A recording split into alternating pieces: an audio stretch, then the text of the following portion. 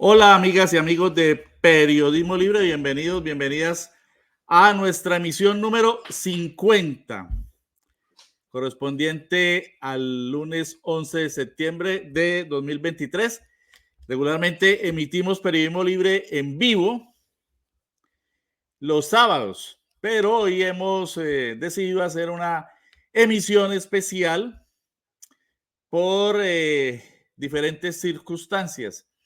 Entre ellas, noticias de gran importancia como la conferencia latinoamericana y del Caribe realizada el pasado fin de semana en la capital del Valle del Cauca, en la que intervinieron los presidentes Gustavo Petro y Andrés Manuel López Obrador de Colombia y de México, respectivamente, sobre cuyas conclusiones vamos a hablar en el día de hoy, y también para rendir homenaje nuevamente, como lo hicimos el sábado anterior, al pueblo chileno que conmemora los 50 años de el nefasto y brutal y repudiable golpe fascista ocurrido hace exactamente 50 años. Y para hablar de otros hechos importantes como la cumbre obrera organizada por Sintraime y otras organizaciones sindicales en el Valle del Cauca. Vamos con nuestras secciones permanentes. Les habla Luis Alfonso Mena Sepúlveda con la coproducción de Santiago José Mena Cárdenas. ¿El periodismo es libre o es una farsa?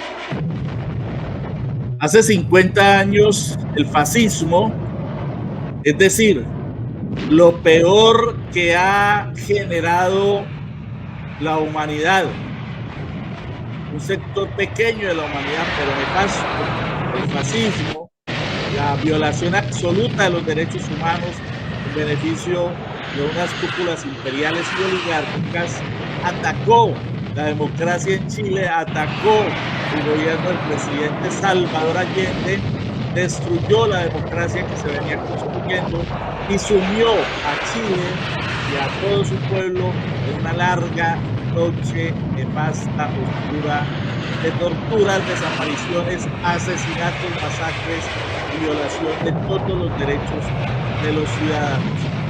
Lamentablemente hoy todavía hay gente que lo niegan.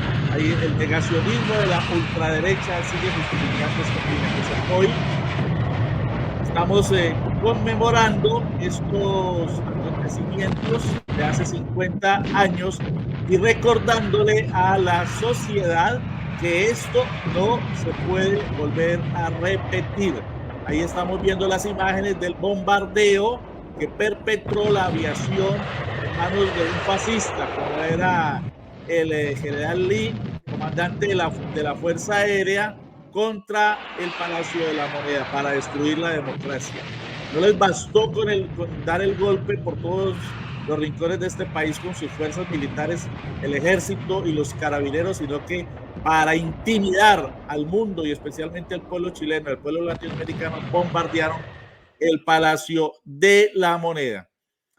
Esta es una imagen muy bella que nos llegó anoche del maestro Calarcá, el gran caricaturista, pintor, dibujante colombiano radicado en Bogotá, caricaturista histórico del periódico Voz, quien nos envió esta imagen tan bella de Salvador Allende conmemorando pues su sacrificio, el sacrificio por la democracia, por la construcción de un país.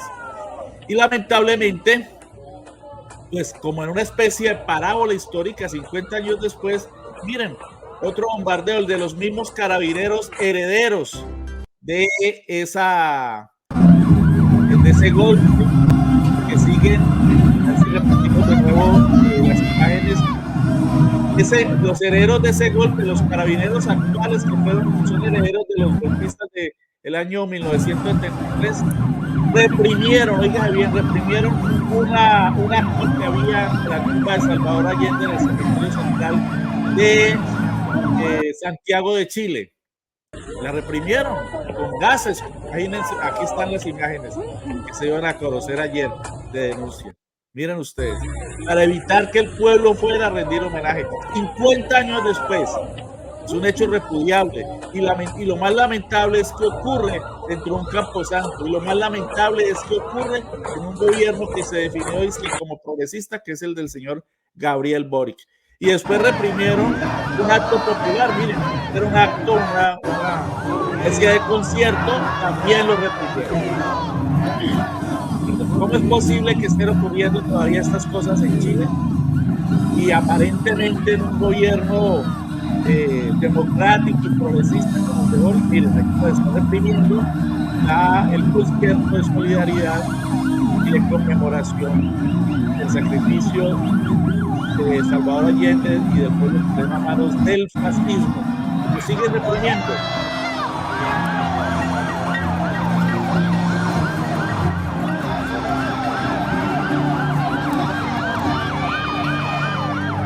Imágenes lamentables.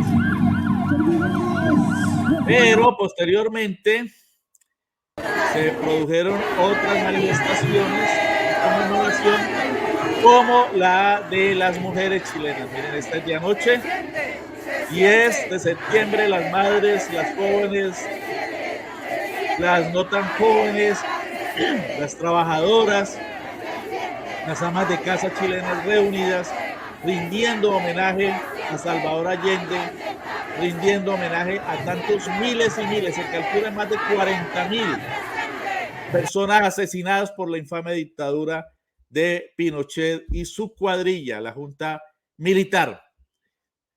Queríamos entonces rendir este homenaje nuevamente a Salvador Allende, al pueblo chileno, que 50 años después conmemora estos hechos atroces contra la democracia, en procura de que se restablezca realmente la democracia. Y precisamente el presidente Gustavo Petro se ha trasladado hasta Santiago de Chile para rendir homenaje a Salvador Allende y al pueblo chileno sacrificado, más de 3,000 desaparecidos. Otro hecho de la historia reciente, podríamos denominar la historia del presente, es que el pasado 9 de septiembre se conmemoraron 2 años del asesinato a manos de policías en Bogotá del abogado e ingeniero Javier Ordóñez, que fue un hecho que conmocionó a Bogotá y que originó una gran cantidad de protestas y manifestaciones que fueron brutalmente reprimidas, y producto de esa represión de las autoridades de Iván Duque y Claudia López, presidente y alcaldesa respectivamente de Bogotá hace 2 años, después del asesinato en una estación de policía por una paliza terrible propinada por la policía sin ninguna justificación contra este joven abogado e ingeniero, que además era taxista, las protestas fueron brutalmente reprimidas y ocurrió otra masacre, 14 personas asesinadas. Todos esos hechos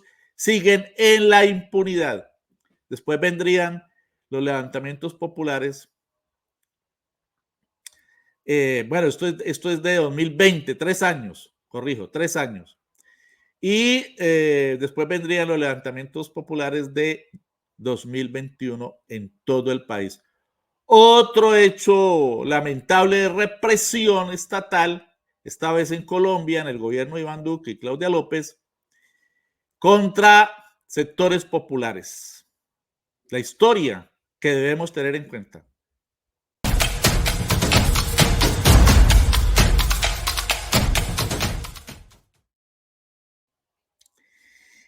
Y hoy, como decíamos, vamos a analizar con Alina Caicedo, vamos a analizar el encuentro o conferencia latinoamericana y del Caribe sobre las drogas. Vamos a analizar el nuevo enfoque de estas políticas. Y en la última sesión de esta conferencia internacional a la que asistieron con delegados plenos 17 países del continente y 9 como observadores, el presidente Petro hizo una serie de planteamientos supremamente interesantes, valiosos, innovadores y contrahegemónicos, es decir, planteándose en contra del discurso difundido oficialmente imperante. Y dijo que América Latina hable por sí misma y no repita los discursos oficiales del poder mundial sobre las drogas. Debemos tomar posiciones sin miedo y sin temor. La llamada política antidrogas ha fracasado. No sirve si la continuamos, no sirve, dice. Si la continuamos, no vamos sino a sumar otro millón de víctimas y a tener quizás el fin de la democracia. El presidente Petro, en la Conferencia Latinoamericana y del Caribe sobre las drogas, que culminó en Cali el pasado sábado 9 de septiembre.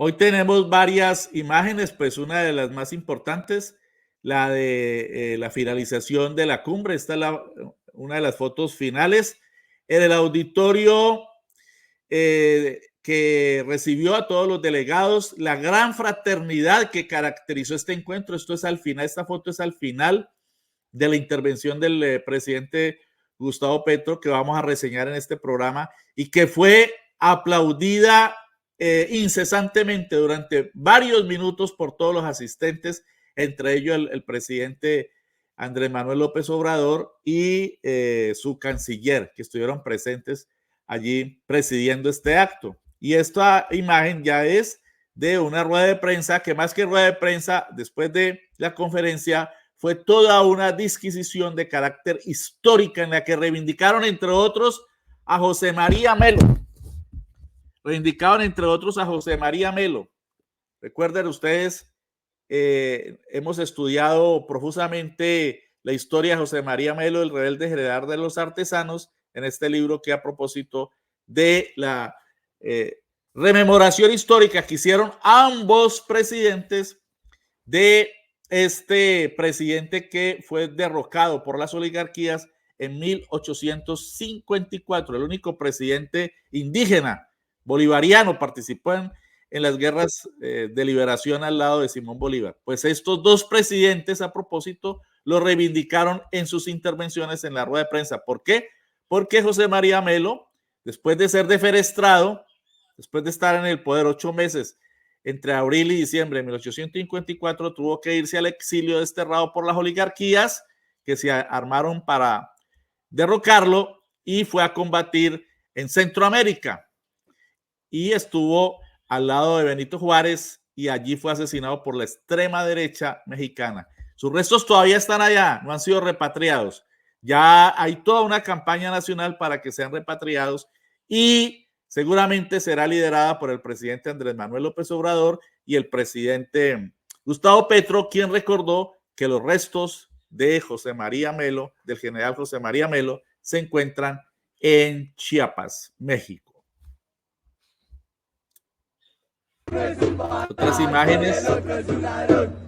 Ya estas imágenes no son nada halagüeñas, corresponden a la confesión. Bueno, en ese sentido ya hay un avance, ¿no? Porque la confesión parte de Álvaro Uribe Vélez de que sí ordenó los falsos positivos.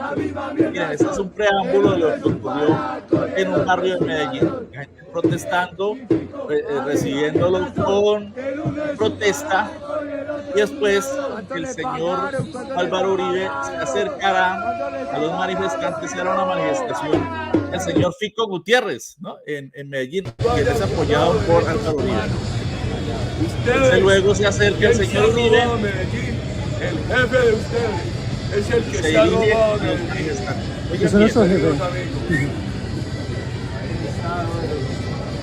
¿A dónde está el listado, las pruebas, las órdenes mías? Déjenme. Que nos prueben algo. Ahora, 400 personas. ¿Quiénes son? Lo que sí les digo es una cosa. Nombres y Se apellidos. robaron Fiscalía a de Medellín, bolsillo. Y lo único que dicen para disimular es Uribe Paraco. Se robaron. Pero a es Medellín, con fiscalía de bolsillo, se muy robaron a fácil. Medellín, y lo único que dicen es los falsos positivos. Se robaron a Medellín y lo único que dicen es quién dio la orden. Yo di la orden. de entrar a la Comuna 13, de sacar la guerrilla y los paramilitares de allá. Yo di la orden de desmontar a los paramilitares. Me tocó dar la orden de sacar a 28 integrantes de las Fuerzas Armadas de los... Bueno, ahí está la confesión que ha causado pues conmoción en el país. Finalmente Uribe reconociendo, aunque después trató de dorar la píldora, ¿no? Decir que era para haber sacado no sé quién, no sé qué. Pero aquí están los resultados de esa operación para que él dio la orden. La operación, la llamada la tristemente célebre Operación Orión en la Comuna 13 como un laboratorio de guerra urbana. Aquí están quienes participaron en esa operación, el señor Álvaro Uribe, la ministra de Defensa de la época Marta Lucía Ramírez, Luis Pérez, alcalde de Medellín, el bloque cacique Nutibara, el tristemente célebre general Mario Montoya, que ha sido condenado, y otros mandos. Y aquí están los resultados. La fosa común en La Escombrera, 71 personas asesinadas por paramilitares, 17 homicidios de la fuerza pública, 80 civiles heridos, 92 desapariciones forzadas, 12 personas torturadas, etcétera. Los nefastos resultados de la Operación Orión que el señor Uribe reconoce se hizo por orden suya.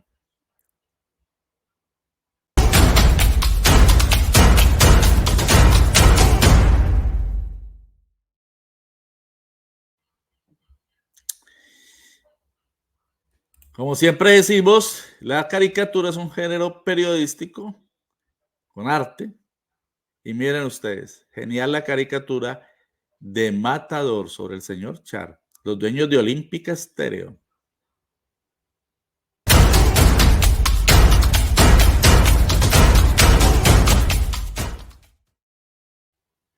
Vamos a hacer como siempre un rápido balance de los últimos acontecimientos. El presidente Gustavo Petro en la conferencia latinoamericana del Caribe sobre drogas resumió así la solución que él plantea. Oigan bien, ¿cuál es el antídoto contra el consumo de drogas? El amor, dijo el presidente Petro y lo distribuyó. La llamada guerra contra las drogas ha fracasado. Las adicciones crecen porque hay falta de afectos en la sociedad, de amor. Se van rompiendo las familias. Las sociedades con más soledad son más consumidoras. La droga reemplaza la falta de afecto y la soledad. Apenas entra el fentanilo a la Unión Europea, se produce exactamente lo mismo que en los Estados Unidos. 100,000 muertos jóvenes al año. Cada dólar que vaya al hospital público, al médico, a la salud mental, a psicólogos, a psicólogas, a jugar en los jardines infantiles, a crear amor, ayuda a reducir la demanda por drogas. Puede haber las toneladas de fentanilo con capacidad de matar medio país, porque solo se necesita la punta de este lápiz para echarla en este café y la persona tiene una altísima probabilidad de quedar adicta, porque es 50 veces más poderosa que la heroína y mata. ¿Cómo van a combatir eso? Eso se combate con amor, señores. La adicción se combate con amor para poder enfrentar la soledad, que de acuerdo con el presidente es la que genera la adicción. En el marco de la Conferencia Latinoamericana y del Caribe sobre drogas, el Gobierno del Cambio propuso una visión unificada latinoamericana que defienda a la sociedad ante la situación global con las drogas y se propuso una nueva cumbre, una nueva conferencia el próximo año. Es un momento histórico porque como región nos estamos volviendo a encontrar y logramos identificar algunos de los temas más importantes sobre los cuales avanzar conjuntamente en una construcción reflexiva, soberana y ajustada a las realidades nacionales que tiene como fin abordar los problemas asociados a la droga en la región. Hoy precisamente la dinámica de la política llamada guerra contra las drogas ha hecho víctima a todas las sociedades latinoamericanas de sus consecuencias. Eso llama a una reflexión y a unas posiciones que tenemos que tomar sin miedo y sin temor. Están engañados los centros de poder mundial porque no se cuestionan por qué en su sociedad tantos jóvenes consumen solitariamente drogas hasta matarse. Ese es el problema central. Lo que yo propongo es tener una voz diferente y unificada que defienda nuestras sociedades, nuestro futuro y nuestra historia. Una voz diferente y unificada. Ya concluyó la conferencia y estos fueron los 5 puntos claves de ejecución. Abordar de manera integral el problema, manejar el control y fiscalización de acuerdo al marco internacional, responder a los daños del mercado de las drogas desde los derechos humanos, incluir a la sociedad para que entre todas y todos podamos hacerle frente a tal flagelo y reconocer que el diálogo construye un enfoque distinto en esta nueva lucha. Abordar de manera integral el problema.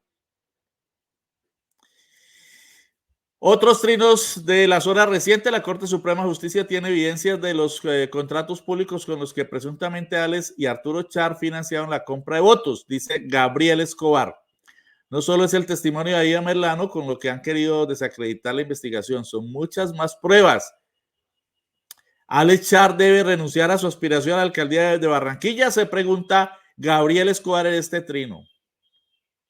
Y RTVC Noticias en otro trino dice: en solo 7 años el grupo paramilitar Bloque Central Bolívar al mando de alias Macaco fue el responsable de 4.449 homicidios y más de 100 masacres.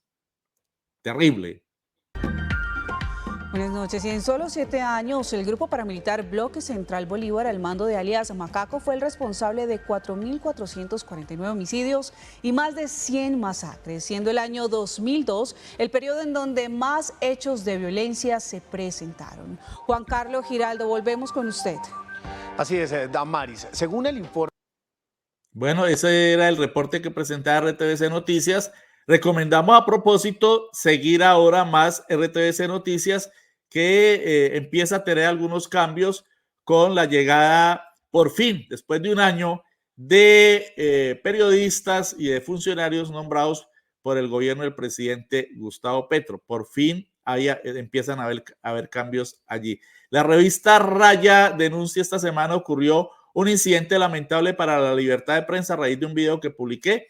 Es una referencia a un analista que fue censurado por el RCN, un analista que tenía Mauricio Jaramillo, Jacir se llama él, tenía una columna en RCN, porque pues en sus páginas de internet, y fue censurado. No solamente el señor Vélez censuró a la ministra de Agricultura, Jennifer Mojica, sino que también RCN en sus páginas de internet censuraron a Mauricio Jaramillo Jacir, un analista político e internacional. Dice: esta semana ocurrió un incidente lamentable para la libertad de prensa a raíz de un video que publiqué en la red social X explicando la gravedad del acto de censura de Luis Carlos Vélez contra la ministra de Agricultura, Jennifer Mojica.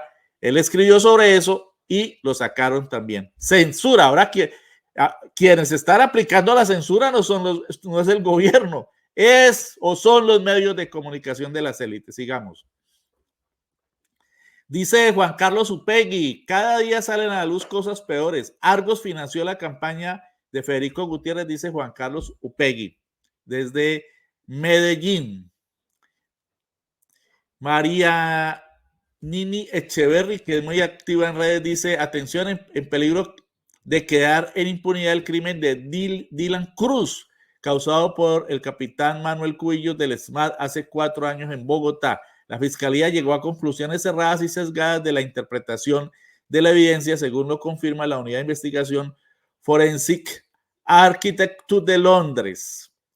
Una investigación que fue revelada por la revista Cambio, que se basa en un estudio muy detenido y muy riguroso de esta organización científica. Otro trino hace alusión a el premio que recibió como mejor actriz en el Festival de Cine de Venecia, la destacada Margarita Rosa de Francisco, la actriz colombiana. Seguimos Y María Paula Fonseca nos dice: Colombia va estratégicamente orientada y tenemos un gobierno que tiene la lucidez. Esta es una cita que ella trae de la escritora Laura Restrepo en entrevista con la revista Cambio sobre el gobierno del presidente Petro. No alcanzamos a dar a conocer todas las interesantes apreciaciones que tiene Laura Restrepo, pero hace una muy interesante y muy destacada y positiva evaluación y valoración y balance del año largo de gestión del presidente Gustavo Petro. David Porras, uno de los analistas de medios en nuestro país, a quien hemos tenido aquí en Periodismo Libre, dice: atención Bogotá, acompañamos a rendir homenaje a Salvador Allende, apóstol de la democracia, a los 50 años del golpe de Estado. Y estas son las imágenes de la ceremonia que dirigió David Porras y las personas que participan con él, humanistas y bolivarianos, en conmemoración de los 50 años del sacrificio de Salvador Allende. 11 de septiembre de 1973, 2023, 50 años del asesinato y golpe de Estado de Salvador Allende, médico, humanista y mártir de la democracia, nos dice David Porras. Y Aida Bella denuncia, la senadora de la Unión Patriótica, rechazo indignada a la calumnia del exguerrillero Giraldo promocionada por la revista Semana. Imagínense. Semana siempre apareciendo. Infamia tras infamia. No pudieron con las balas, con el rocket. Ahora acuden a testimonios falsos y calumniosos. Ni las balas ni las calumnias nos detienen. Esto a propósito de un otro escrito en este libelo de la extrema derecha contra el Partido Comunista, la Unión Patriótica y la senadora Aida Bella. El Partido Comunista dice: revista Semana remete nuevamente mediante el odio y la calumnia en contra del Partido Comunista, la Unión Patriótica y la senadora Aida Bella, la denuncia del Partido Comunista. Aquí está el pronunciamiento. Dice, por lo menos vamos a leer el primer párrafo, dice: como en los tiempos de la guerra de contrainsurgencia, la falsa información de la revista Semana se sirve del supuesto testimonio de un exguerrillero al servicio de la inteligencia militar que vuelve sobre los pasos de la extinguida justicia sin rostro para resucitar las más agresivas razones de la violencia anticomunista. También pasa por encima del fallo de la Corte Interamericana de Justicia que condena al Estado por el genocidio a la Unión Patriótica y al PSC e ignora intencionadamente el reconocimiento del PSC como víctima colectiva de exterminio por la Unidad Nacional de Víctimas. El pronunciamiento del Partido Comunista en relación con el escrito de la revista Semana que el Partido Comunista denuncia como calumnioso e injurioso. Y termina diciendo: la grotesca publicación de la revista Semana ofende las decisiones tomadas por la Corte Suprema de Justicia y muestran la perversa intención de continuar la acumulación de mentiras, falsos positivos y demás atrocidades del poder cinismo para intentar destruir al pacto histórico en medio de la campaña electoral territorial mientras prosigue su proyecto de desestabilización del gobierno democrático y su frustrado sueño de destrucción de la democracia. Estos hechos serán denunciados ante la Fiscalía General de la Nación, puesto que son señalamientos que ponen en riesgo la integridad de la militancia de la colectividad comunista y upesista. Este es el pronunciamiento que se conoció ayer del Partido Comunista Colombiano.